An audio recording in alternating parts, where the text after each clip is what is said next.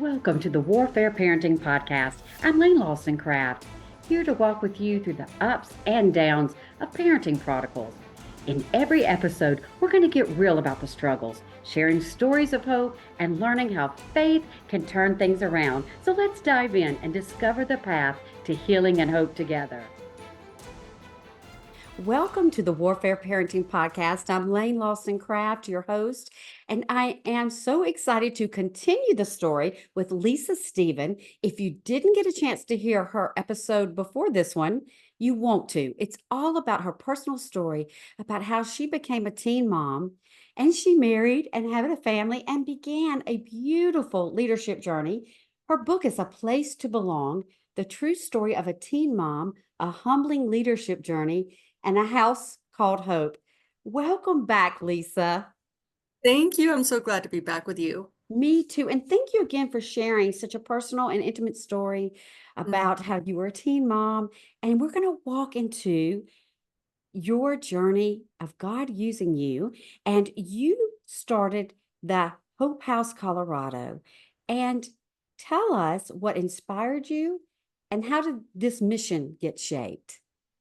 Thank you so much for that question. So obviously, having been a teenage mom, I had a heart for teenage moms. I knew how difficult it was. I had certainly suffered through what has never changed in the life of a teenage mom from the beginning of teenage moms until today is that they struggle with stigma and shame and judgment literally everywhere they go. And the general message is that once you become a teenage mom, your life is kind of over and now you're a statistic and your child's going to be a statistic. And in the book, I share a few, fairly personal stories about just the types and level of judgment that you face as a teenage mom. And so I struggled with that. It certainly is not good for your self-confidence. But my mother-in-law encouraged me to join MOPS. Today MOPS is called the Mom Co. In those days it was MOPS. My mother-in-law was one of the very first ladies in that very first MOPS group. They're called the Fenton Street Gang because they lived on Fenton Street, and 8 of them got together in a little Sunday school room and sat on little baby Sunday school chairs for their first meetings.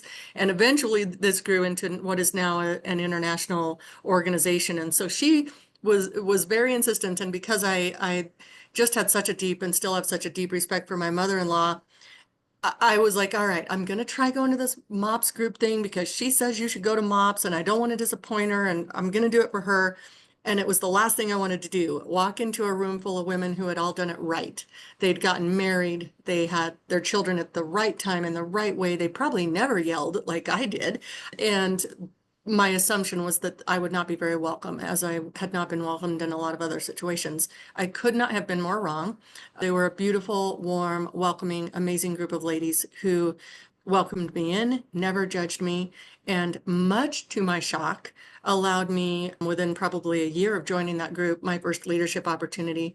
I had never been in a leadership meeting. I'd never even seen an agenda. I didn't know what any of that meant, but they asked if I'd like to co-lead the Mopettes group, which is like the kids group for MOPS. And that was such an incredible gift to be not just asked because they liked me, although I definitely felt, wow, there are women who actually like me, but that they actually believed I could do something, I could accomplish something, and I had not been experiencing that. So it was an incredible opportunity, but what that led to for me was a very deep and profound relationship with MOPS and the women that I came to know over the years, lifelong dear friends through MOPS. And when my kids got old enough to graduate from MOPS after kindergarten, right about that time, MOPS International began offering teen MOPS, or groups for teenage moms. And our church in Arvada, Colorado was the second teen MOPS group anywhere in the country.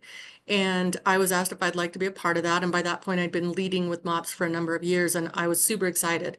It was not my plan for it to turn into my lifelong career to serve teenage moms. God always, he has such a sense of humor, and he has a much different and usually bigger plan than I ever have for myself. But I certainly was, by that point in time, I intended to go back to school. I mean, at this point, I had literally my career background was J.C. Penney's and home daycare, which is still true. I never did get to go back to college. I have just learned how to do this work through many and many amazing advisors along the way. But at that point in time, I thought this would just be a volunteer commitment. I was super excited to meet teenage moms and be an encouragement to them if I could be.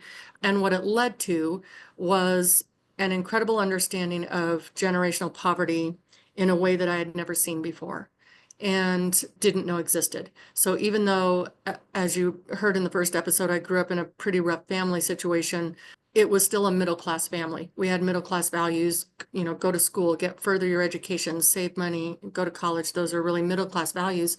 I didn't grow up in a family that had generation upon generation of those generational curses to break and living on the system and generations of abuse or domestic violence or alcoholism. And these were the teen moms who were coming through the door at Teen Moms. And very sadly, one of our mamas was killed in a domestic violence situation. And it was a terrible shock. The beautiful part of that was that she had come to know Christ during her time with us at Teen Moms. And we had lots of pictures of her and video that we were able to share with her two twin daughters. But it was an incredibly tragic situation. And it really led the leaders of that Teen Moms group to just question what is out there, what's out there for teenage moms. Why is there no safe place for them to go and live? And at that point in time, and actually still today, Hope House, Colorado is the only residential home for a parenting teenage mom between these ages of 16 and 18 in our entire state. And there are very, very few of them in the entire nation. And most homes that exist are maternity homes. So you go while you're pregnant and you make a birth decision, hopefully to keep the baby. And then typically you leave within 3 to 6 months after the baby's birth. But what was happening is, in MOPS, you're already parenting. That's, mothers are preschoolers. So you already have a kiddo. So here come all these girls who already had a kiddo. Maybe they'd been in a maternity home. They made a choice for life, but they went right back into the trauma, the drama, the mess, the inability to care for their child in the way that they wanted. And I will tell you, I have yet to meet a teenage mom who doesn't want to be a good mama. They want it so badly, just as badly as any other mama, but they've literally never had anyone show them how.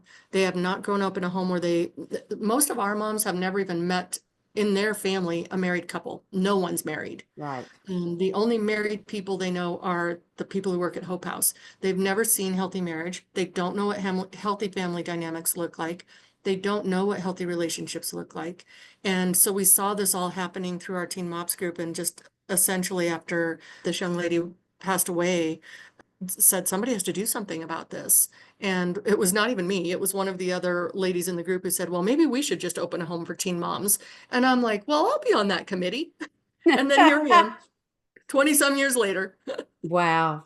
Wow. And that really grew, during the book. I just love it because you kind of go through the journey, how you took one Yeah. step and one step, and of course had many setbacks. You had to really believe hard for God.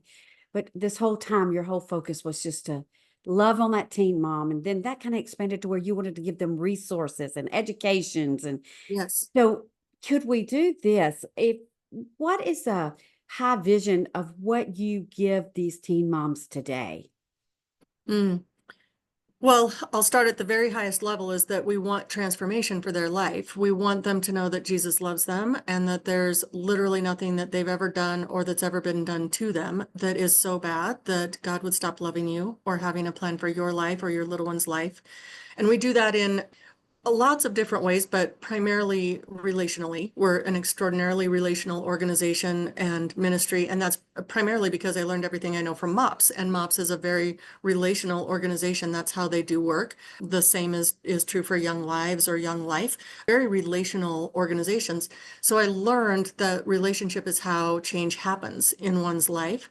So we offer Hope House, Colorado we serve about 265 teenage moms a year. We have a campus in a suburb of Denver, Colorado, and we're in the beginning stages of national expansion to other states.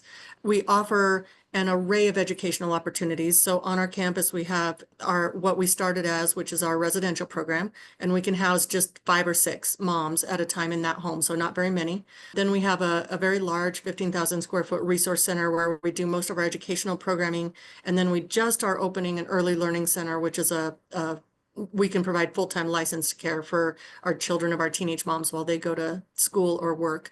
All of those programs, from GED to college and career to financial literacy to counseling and mental health and healthy relationships, all those classes, all those courses that they have available to them those are the building blocks and the pieces that are necessary to incorporate into your life to become self-sufficient, which is our mission, but they are not transformational in and of themselves. The thing that truly causes transformation and helps a teenage mom to begin to believe in herself and stop believing the lies that she's being told by society in general, but certainly by Satan, that she's not good enough, that she'll never make it, that her child's going to fail in school, that she did it all wrong. Those things stick. And what makes a difference is walking through the doors of a place, and that's why the book is called A Place to Belong. Walking through the doors of a place to belong and being greeted with warmth and love and care and true, genuine, I want to know you. We want to know who you are. We believe in you. We know you can do it. Like, you can get there. You just need someone to walk the journey with you and give you the tools and give you an example that you've never seen. And they're thirsty for that. They're not to say that teenage moms have grown, the moms we work with have grown up in very rough situations. There's a lot of backwards and forwards. And as you heard in my first episode, I spent a lot of time caring for younger siblings as a child. And our teenage moms have responsibilities far beyond their years and far beyond just the responsibility for their own child. They're oftentimes caring for an addicted parent. They're oftentimes getting younger siblings to school. I had one mom who learned to drive at the age of 8 with a block on the floorboard because she had to go get food, and she would take money out of her mom's purse and go get food for herself and her siblings. So they're just struggling with really outsized responsibilities at a very young age. So coming to a place where we put you at the center, we put your child at the center, and you are seen as so valuable and so loved by us and by God, that's where the true transformation happens. It's so powerful because it's the love of Christ that is unconditional Yes. and knows how to break generational curses also, right? Yes, he sure does. Wow, this is so great. Again, you are trying now, or it sounds as though you're going to be launching some around the country. How We're could we find out more super about that too? Super excited about that. You can definitely visit our website, hopehousecolorado.org, O-R-G. We are currently we have one Hope House residential home in Canyon City, Colorado, which is the southern part of Colorado, and a resource center, Hope House. They call themselves Hope House NoCo because they're in northern Colorado. And we're just about to launch our first Hope House residential program in Orange County, California, which will be another miracle story all of its own because it's so incredibly expensive in Orange County, Yes, it California, is. that when Yes. they get their home open, it will be only God that gets the glory for that. But each of our affiliates, it's an affiliate model. So each of our affiliates, sort of similar to a franchise, they have their own nonprofit status, their own board of directors, do their own fundraising and that sort of thing. But we essentially help launch and equip them. So they utilize our branding, we teach them storytelling, we give them all of our programming, the way that we do measurement to help moms move along the self-sufficiency continuum, essentially providing all of what they need in order to be able to do what we did without it taking 20 years to get there. And most of the folks who call us who are interested in opening a home for teen moms are typically they're part of a teen moms group or a young lives group or a support group working with teenage moms. And they, like us in the early days, can provide support and relationship. And I'm telling you, making homemade brownies for a mama when she's never had someone do that for her, that's pretty transformational. But it cannot put a roof over their head. It can't help them to finish their GED. It can't help them to move into a career and truly build a stable life, which is what they want for their children. So we equip our affiliates to be able to do that for the mamas that God has put on their heart to build a safe place to belong for. That is incredible. And as you speak, I can just see that young teen mom. I mean, you Mhm. treat the whole person. You treat her in every way you can, like you said, to make her sustainable, self-sustainable. It's just got to be so rewarding. It is truly the greatest privilege. It's a beautiful and wonderful adventure. It is also incredibly difficult, and they are teenagers. Their brains are not fully formed, and they have lived with trauma after trauma through their childhood. So they make decisions that make us just want to pull our hair out and wrap them up and say, don't do that, don't go there, stay away from that bad ex-boyfriend. But they go forwards and backwards and forwards and backwards, and we serve them until they're 25. And typically by the time they've turned 25, they've come pretty far in their self-sufficiency journey. Well, I've got a question here. I've missed some, but I just think this whole thing has been so transforming for all of us, because the power of seeing these lives touched. And you're touching not just the mom, but the child. It Yes, changes the whole dynamic, doesn't it? yes, for sure. Two Unbelievable. generations. Yes, yes. I have here, looking ahead, what are your hopes and dreams for the future of Hope House, Colorado? Thank you. So beyond, I mean, really, honestly, the biggest thing is national expansion, and just knowing that there are so many teenage mamas out there that just, they really need someone to come alongside them. For Hope House, Colorado, we are in the process of having just finished our early learning center. We're now looking at how we can provide more housing for our teenage moms. As I said, our little residential program only provides enough for 5 to 6 moms. We'd like to build an apartment complex, which seems crazy when I say it out loud, but God has done some pretty crazy things at Hope House, and to God belongs the glory. We love the verse Psalm 127:1, unless the Lord builds the house, its builders labor in vain. So if the Lord wants to build more homes for our teenage mamas, we're going to believe him for it and see if we can't get there so we can provide a safe roof over the heads of our mamas. I'm sure it's very much the same in every community, but COVID was a huge issue for homelessness, and just increased the number of moms who were experiencing domestic violence and addiction by family members. And we've seen such a huge increase in couch surfing and moving from place to place and living in unstable or unsafe situations. So we have to do something, and that's how we've been from the beginning. You see a need and you ask God to show you how you can meet it. And you also filled another need because you wrote a book, and with Susie Flory, and it's a place to belong. The true story of a teen mom, a humbling leadership journey, and a house called Hope. Within this book, I read it cover to cover. You share your story of being a teen mom, and then how God used you to reach so many others that were in the same place and needed a second chance, right? Yes, just a second chance. And for anybody out there who might be listening who feels like they've got, just that still small voice, and God's just kind of tapping you on the shoulder and saying, hey, I want you to do something. Saying yes is hard, because it might mean putting aside all those, like, I thought I'd go to college. I had a whole plan for how my life would go. And instead it was, hey, I want you to go open a home for teen moms. And I'm like, what?